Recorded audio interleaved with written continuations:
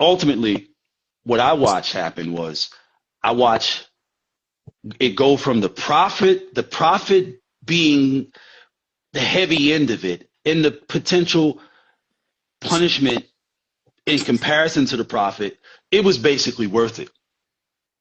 It was worth the risk. If you could go from being broke and behind to being a multi-millionaire in cash in 18 months, or, in the process of attempting to do that, you could go to jail for 5 years. Yeah. You know what I mean? But I watched it go from that to this. The punishment got greater and greater, greater and greater, and the profit potential got lesser and lesser, lesser and lesser. Hey man, it was Enough a to hell of a turn out our generations to say, oh, we could do that. That's a way and a means. And as soon as they got us hooked in good, they started pulling that motherfucker back. Turning sugar into shit. When they start talking about giving, they made that kilo law in Michigan, 365 gram law, right? $1,000, 1,000-gram law. Yep. 1,000 grams, a kilo, which is enough for a college frat to have a good weekend. Yep. You get 30 white boys, 30 white girls, a good party up at school. They're going to go through a brick in 3 days.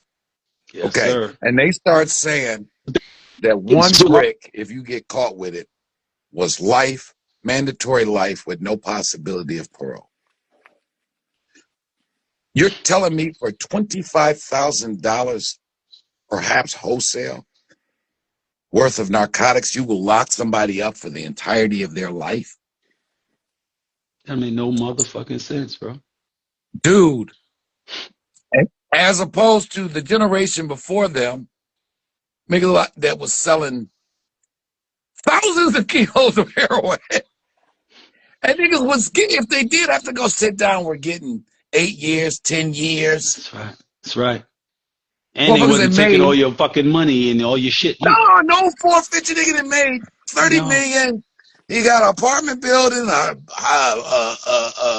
a plantation down south, on 5 liquor stores and 3 laundromats. Now he got to go sit down for 8 years. 10 years later, this nigga got 1 brick, sold some rocks. Soon as he put a down payment on his vet, he now got life. And nobody said, hey guys, something changed. Yes.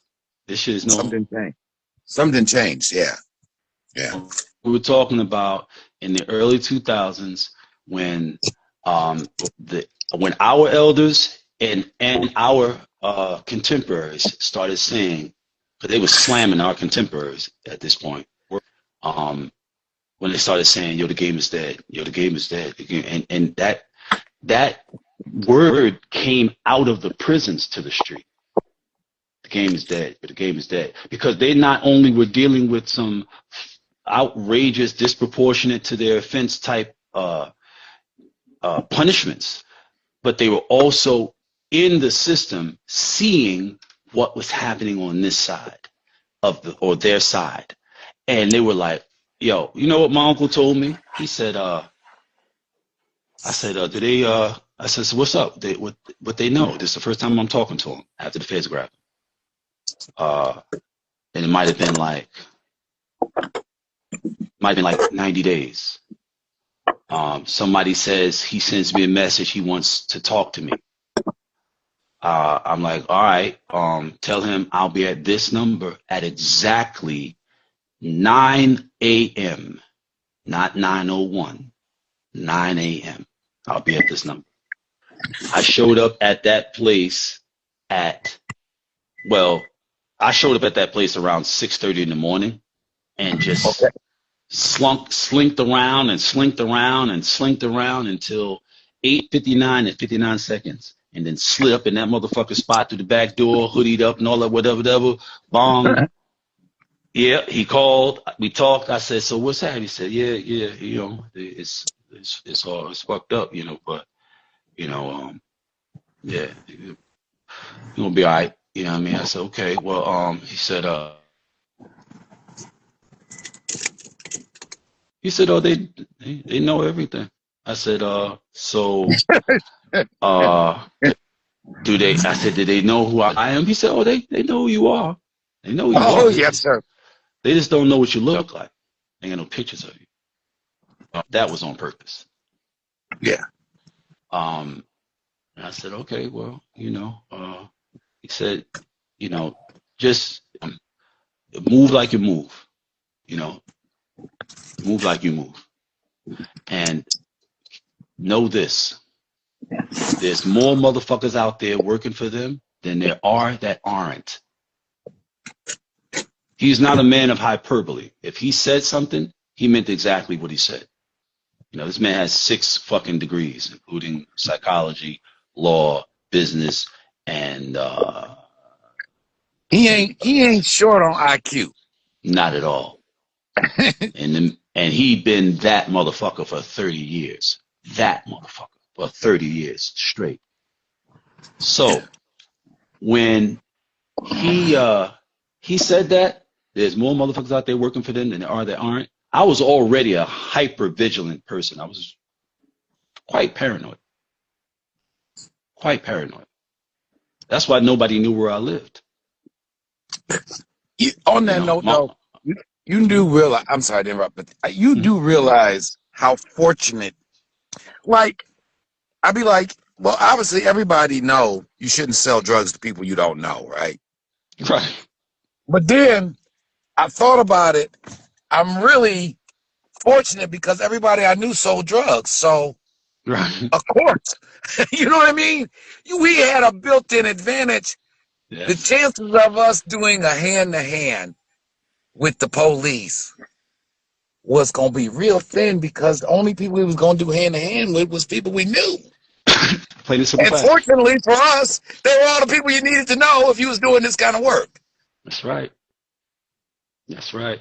But if you came in virgin to the game, you can get introduced to all kind of weirdos. And, right. It's easy to get set up when you don't have a whole network to filter the people you doing business with, right? That's and right. as your man was saying, the people got a lot of people working for them. That's right. But More you might that run your home. than aren't. It's crazy. Yeah. But I'm only dealing with 5 people, and them 5 people is first cousins. That's right. So the chance, you know what I mean? Yeah. That's what it was. Like it's like it just simply by the numbers, it simply isn't really a viable means. Not on any longer. Not on no significant level. On a low level, you can make a couple of dollars, if you know how to stay out the way, keep your head down, and manage your resources. But you have to have an intention towards an exit. And when you you're not have going to that, run up a Frank Matthews bag. Get that out of your head. No. There will be no more Frank Pee Wee Matthews, okay? No. There'll be no more of that elk. That ain't happening in America no more. No. And Al said something very interesting last on Tuesday when he said that I had referenced back to that video that I shared with you last night. Mm-hmm. Yes. What do you think about that? What he said to him? He said it would seem that the heyday of the African American, big time drug dealer is over because these people don't need you anymore. Like the Mexicans are 13%, like black people are 13%. They don't need you anymore. They got their own family members here that can, make the moves just as well as you can. So, yeah, I mean, there's a whole social factor, I think. A bunch of things happened that was above the pay grade of our community with the game, right? As the game, ground zero, went from Colombia to Mexico. Yep. The Colombians slid themselves out of the front line, right? Yep. There's a different dynamic between the Colombian and the Dominican than there is between the Mexican and the Dominican. Yes. So in many different places, say particularly Harlem and South Florida, where there had been a long history of Dominican-Cuban relationships with Colombians, and a long relationship in Puerto Rican, and a long relationship of Puerto Ricans and Dominicans and blacks, many of which had either intermarried or interdated. Yep. Right? You know better than me. Yep. You know better than me how many brothers had Puerto Rican girls or Puerto Rican girls had brothers. Me. My girl's Puerto Rican.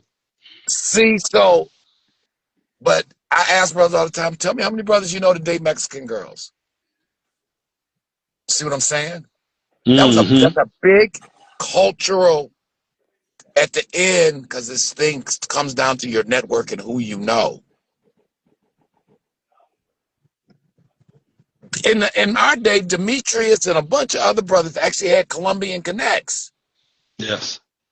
I mean, direct plugs with Colombians. Yes. So you ask yourself, how did brothers have direct connects with Colombians in the 80s? Fast forward to 2025, brothers are dealing with the Mexicans who still have to get it from the Colombians. But now you got demoted to the middleman when 30 years ago you were dealing with the direct source. That's a fact. And they have no clue. They think whatever it is, it always was. They have no clue. They have no clue how so many factors affecting that opportunity have been negatively fucking changed. It really is a sucker trap. It is, yeah. It's a sucker trap, bro. That street shit is a sucker trap, bro. I'm telling you.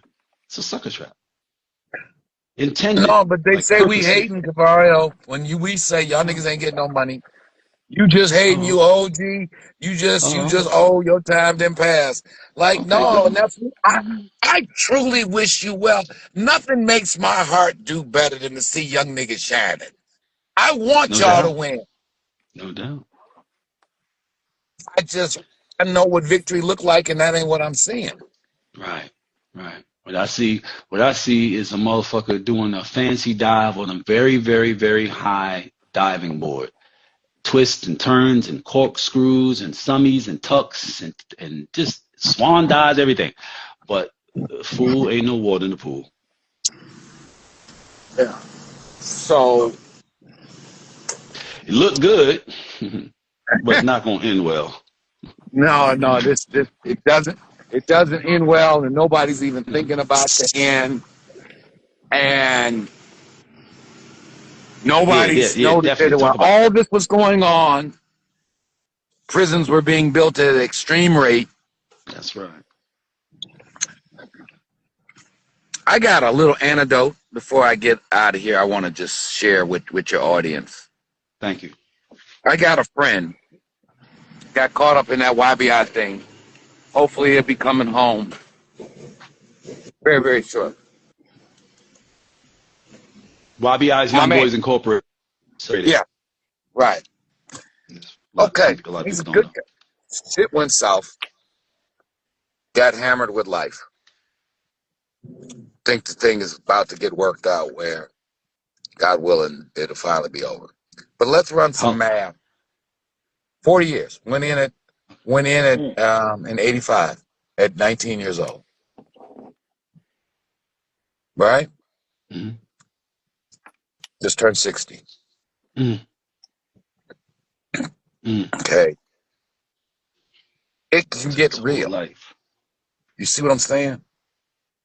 But it made me think, okay, let's just say the average guy gets a 20 piece, right? If you get them people decide that you need 20 years to think about the error of your ways. Okay, I'd say, for me, I've been taking care of looking out for people, not direct family member. A direct family member, I would be giving more than $100 a month to help their bit go by. But let's just say you're man in them, and you figure everybody else pitched in 100. So let's say he got 10 people looking out for him, keep his book solid. 10 people, $100 a month. That's That's $1,000 a month, right? Mm-hmm. Follow the math with me. Mm-hmm. So that's $12,000 a year. Yeah. That means in 10 years, that's $120,000. In 20 years, that's $240,000. To support a young black man in prison for 20 years will likely cost his family and friend network $250,000. Do you know how few black men that are doing 20 years ever fucking came close to touching $250,000? It is the most retarded shit in the world we are doing. We are bankrupting our families for $250,000 investments for our incarceration to make motherfucking $10,000, $15,000, man. And see, people who ain't got a bunch of family and friends who did time, they may not feel my pain or passion. But if you've been putting money on niggas' books for all your life, you realize the true insanity of this thing, man. Nigga, you would have did better doing nothing but staying home, and you'd have did your family and friend network a better network. Because you didn't cost your mama, auntie, cousins, homies $250,000 because you wanted to run out with a big eighth thinking you knew what the fuck you was doing.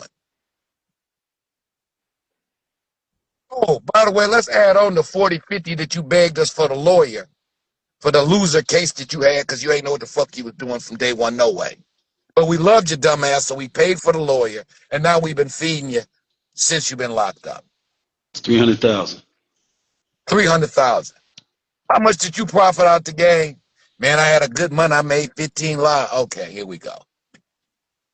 You had a good month and did 15,000, and you didn't cost your network 300,000 over 20 years. But nobody want to talk about it. Well, that is the conversation that needs to be had. That's the real reality. And it ain't like back in our predecessors' day, the niggas go sit down, everybody happy to do something for him because shit, you ain't doing nothing but giving him back the money he already gave you. That's right. He been looking out for the family in the block for 10 years. So when the big fella used to sit down, everybody ain't had no problem with it because shit, I ain't doing nothing but giving him back a percentage of what he already gave me. That's right. But now, y'all ain't gave nobody nothing. A hooker at the strip club, you threw some money at her, she don't even remember your name. Your family ain't benefit none from it. All your square cousins who now you calling for commissary, you laughed at them. Oh, and by the way, family, newsflash, all them street niggas ain't gonna put no money on your books. It's gonna be all them square family members you talk shit about. That's who's gonna put some money on your books. It's gonna be your auntie who the teacher. It's gonna be your uncle who the mailman. When all your street friends who you think is your mans, they not gonna put a dime on your books. It's gonna be all them square family and friend members who keep you with zoom zooms and wham whams. Now tell me I'm lying. Am I lying, Mario? That's 1,000%, bro. I appreciate that. Thank you. Yeah. Thank you very much. That's an excellent closing for the message that we ultimately want to send. Yeah. I appreciate you. Appreciate you, bro. Appreciate you, Ty. Always good family to check in with y'all. We ain't gonna tell them. We're gonna show them better than we gonna tell them, bro. We gotta go on and get to doing what we need to be doing. Let's do it. Let's do it. Time is afforded us. Let's do it. Yes. Committed. Yeah. All right, brother. All right, man. All right, y'all. Peace. All right. Remember, think critically so you can live wonderfully. Mind plug out. Out of here. Peace, son. I love you. Love you too, Pop.